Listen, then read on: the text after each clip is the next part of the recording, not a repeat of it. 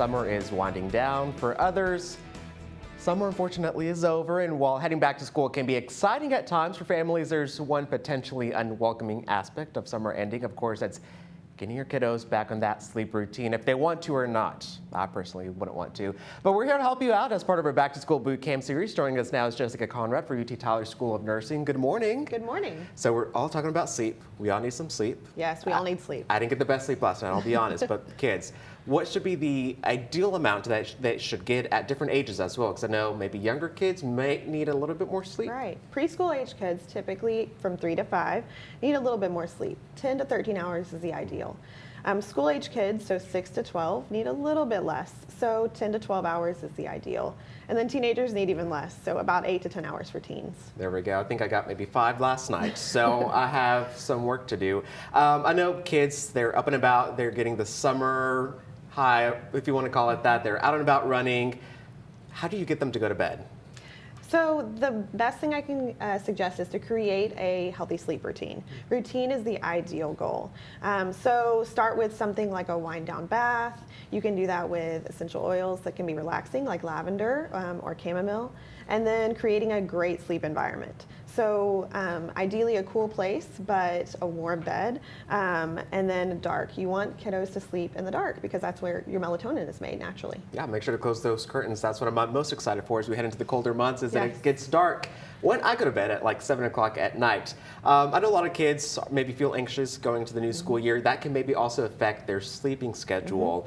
How do those two correlate? Yeah, absolutely. So that calming down routine can be really helpful. Some other tips you can do to help a kiddo calm down before bed is soothing music or reading a book. Even with older kids, you might consider a little light yoga or meditation practice. And then soothing music can be excellent. So quiet music or even a sound machine like white noise. I do that. It's actually helped. I started doing that maybe about a month ago, and it's helped a little bit, actually. I know screen time. It's a big thing with kids, trying to turn them off. They either sleep with their phones or they're using it right before bedtime, after dinner. How do we manage that? Ideally, cutting off screen time at least an hour before bed. I prefer 2 hours before bedtime, and then no screens in the bedroom at night. So that means cell phone, TV, tablets, nothing in the bedroom at night. That blue light can actually stimulate or simulate daylight, and so that can signal the brain to stay awake. I know kids are going to be eating a lot during the summer, of course. A lot of snacks, a lot of sugary drinks and foods. How can what they eat and when they eat affect their sleeping schedule and maybe even how they sleep at night? Yes. Eating large meals right before bedtime can definitely cause more risk for reflux, which can, make you feel uncomfortable at night, and then you can also feel a little bit, bloated and that sort of thing. So ideally having an earlier dinner time, letting their body rest and relax, and then that way their body's ready for bed. And a lot of kids are going to be going back to school next week or maybe the week after. When should parents start that back to school routine to get those kids to sleep on time? And what are some of those best practices just overall to help them, slowly build that routine back up? Start now if you haven't already. So if your kiddo's been in bed at 10 o'clock and say they need to be awake by 6 a.m. for school, then ideally for school, during the school year, they'd be in bed by 8 p.m.